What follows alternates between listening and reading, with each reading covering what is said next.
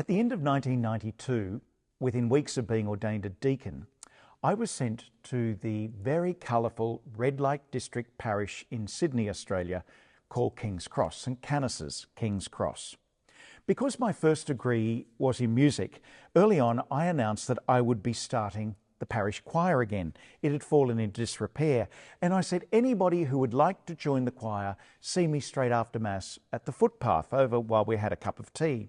After Mass, up walked a tall, beautifully dressed woman wearing a deep blue outfit and a big floral hat. She approached me and she said, "Father, my name's Gloria, and I'd like to join the choir. I sing bass."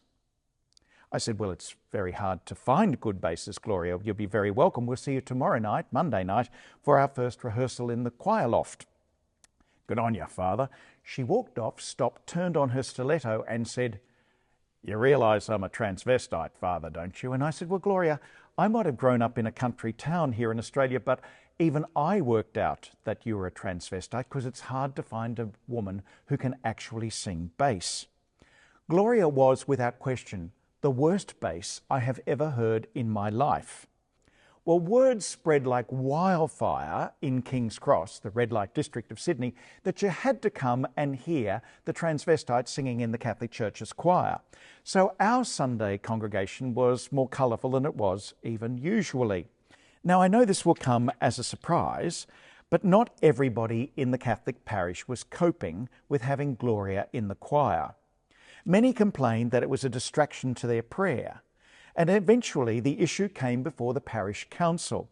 Just as they were about to vote on whether Gloria should be asked to leave the choir, my Irish Jesuit parish priest, now in heaven, called Father Donald Taylor, he spoke up and he quoted this Sunday's Gospel.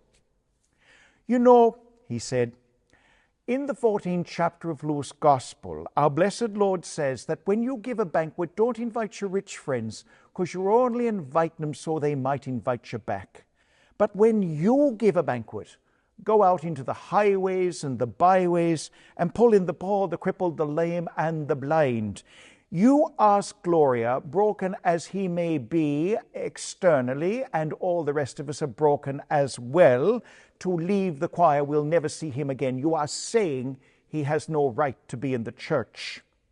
And if that's the case, then you vote him out tonight. Every Jesuit in your parish will be packing up and moving out tomorrow as well. He goes, we go. Now have your little vote." We won the vote. After 3 months, Gloria came to see me privately to tell me that her wife was dying of cancer in another city and that she needed to get some help to face up to some of the issues in her life and return home. I got Gloria into someone who deals with these sorts of issues. This is her story. It doesn't necessarily apply to anyone else. This is simply what happened to Gloria.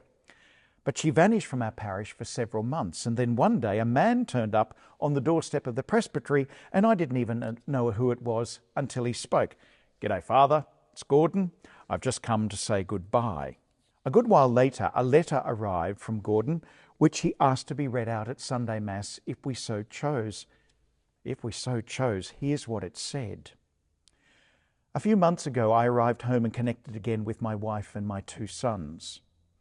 Last night at home, with the 3 of us holding her, she died peacefully of the breast cancer that she's had for the last 18 months. I couldn't sleep all night, and I kept thinking, I don't think I would even have been here if it wasn't for the goodness of the Catholic parish at St Canis's King's Cross. I know it wasn't easy for some of you having a drag queen in your choir, but you believed in me even when I didn't know who I was, what I truly wanted, and where I really needed to be. Because you hung in there with me, I was able to find out what mattered, get some help, come home, nurse my wife to her death, and now be a father to my boys in a way they deserve. You see, we don't have to get dressed up and put on a show or pretend we're somebody else when we come to the Eucharist. Christ doesn't need an act from us. Christ just longs for us to return the love. Jesus invites us and hosts us here in the church precisely because we are personally, materially or spiritually poor, and that all of us in different ways are crippled, lame or blind. And we're welcome. It's only when we bring our life to the table of the Lord as it is that God can effect change in us that enables us in turn to go and love other people with generosity and goodness in their brokenness. Aren't we blessed to be invited to such a feast?